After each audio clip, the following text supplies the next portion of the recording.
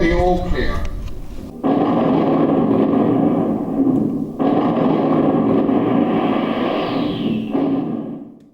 We are here at RAF Davidstow Moor, England's highest airfield, 970 feet above sea level.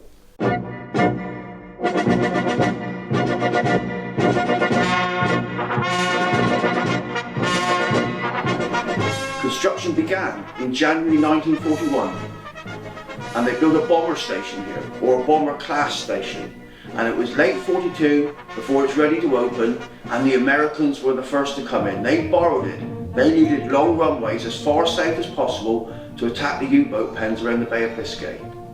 American flying fortresses and liberators spent some time here before going back up to the eastern counties.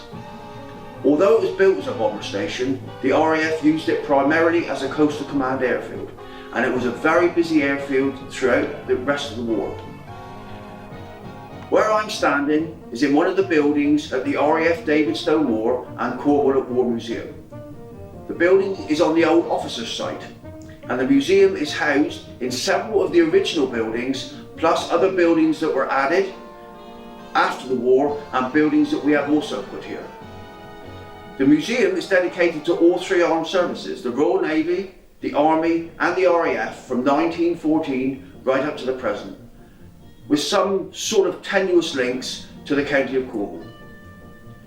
The museum opened in 2007 after 4 years of work, and it's done by myself, Steve, my wife, who happens to be my commanding officer, Sheila, and a whole team of dedicated volunteers. We've got 3 in today, and one is Mike. He's an ex-RAF type, but we don't hold that against him. But he's our electronics, or one of our electronics and electrical whiz kid types. And he's fitting out an electrical workshop because he says our other workshop is too untidy for his level of expertise. I'm a volunteer here at the museum. I've been here for about 4 years. I served in the Royal Marines for 9 years, and I've travelled the world. During the winter we work here and do all the maintenance that's required, yes.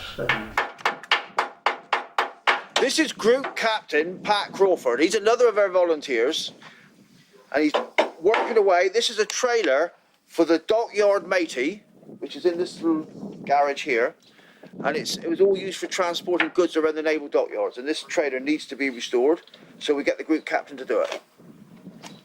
Slowly. We have quite an extensive display on RAF Davidstow Moor itself.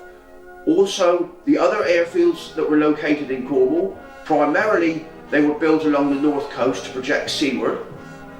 Also on the Royal Navy and the Army. This is one of our Army displays, and everything in here is from the Second World War. And it's a little bit of a mix-up. The scenario is supposed to be middle of France, summer of 1944, Allied armies were advancing across, and a British artillery unit have set up their position in a bombed-out French house. And here we've got bottles of wine and loads of French bread. These soldiers, they like to make themselves comfortable, but they're also very, very untidy. They got stuff lying around all over the place. But what a fantastic display. 25-pound field gun, Vickers machine gun, and back in the corner we've got a World War II searchlight. That was built in 1940, and it's one of our acquisitions that we bought off eBay. We also have a 1942 Jeep, that's the Ford version, and all sorts of radios. And down here, we've got a teddy bear's picnic. This is not your standard military museum, and we try and put something in to appeal to everybody. Now, when families come through, little boys are asked to count the guns, of which we have many, and little girls are asked to count the animals. Some of the animals are part of the displays, others are just stuck in there like that. And it encourages them to look and to seek, just to see what else they might find hidden away in the corner somewhere. This display is about the light infantry during the Northern Ireland Troubles, and we've got a whole selection of bits and pieces. Ferret scout car, a federal riot gun, we've got soldiers wearing the equipment at the time, all sorts of weapons.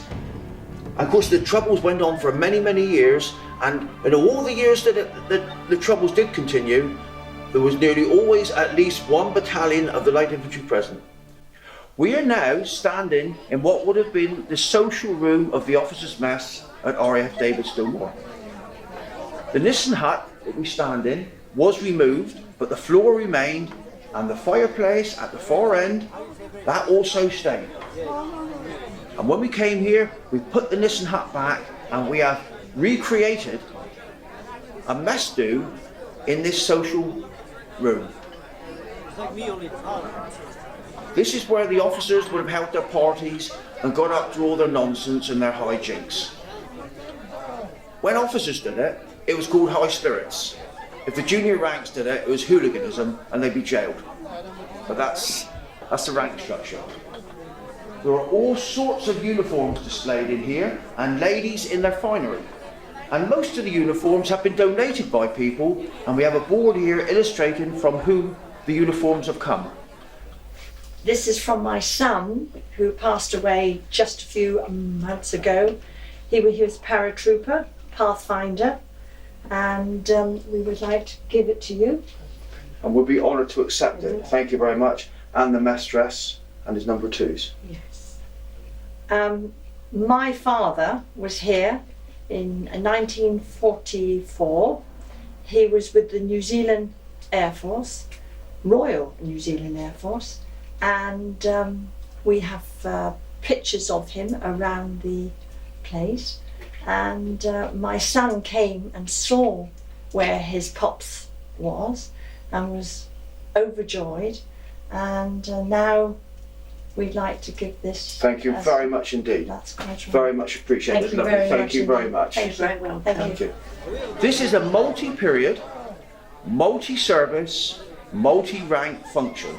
Clearly it would have been an officer's mess, but we've had to put a bit of everything in. But this is a delightful room, absolutely fantastic. And the table is all laid out for a mess function that is about to begin.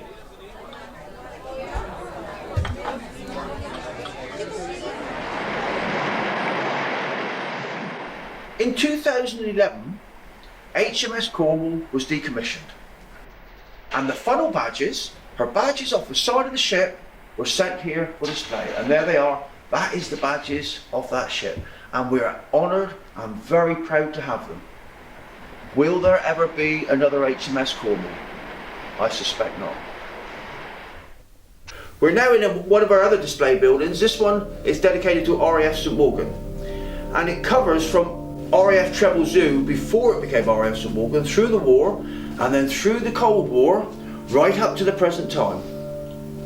After the war, after being closed for a few years, it was reopened as a School of Maritime Reconnaissance. And then through the 50s, 60s, 70s, 80s and 90s, it was a vital air base. The nearby RAF St Neville closed in about 59, and everything was then moved to RAF St Morgan. Just as the Cold War was ending in about 89-90, a massive bunker was built there for the JMF, the Joint Maritime Facility, to track submarines, Russian submarines under the sea. And ironically, as they started to build it, was just as the Cold War was actually coming to an end. But it still functions, the information still comes in, but the Americans left in 2009, and everything is now sent to America for analysis. But today it houses the Joint Services Survival School. Meet the delightful Marlene Dietrich.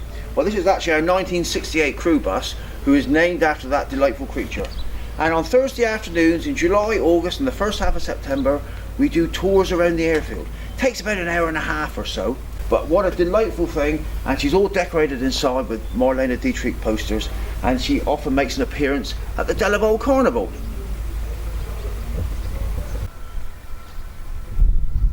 We're now standing outside the Animals at War display. It's quite interesting to note that in the First World War, the British Army used between 3 and 4 million horses.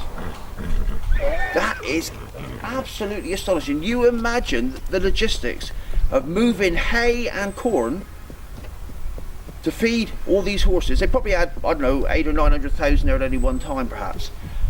And then, because it's a static army, they're not moving, what the horses chuck out the back end is also got to be dealt with. You can't just leave it.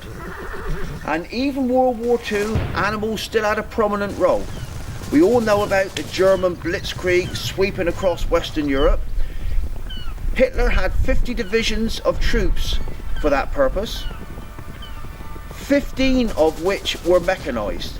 The other 35 were horses.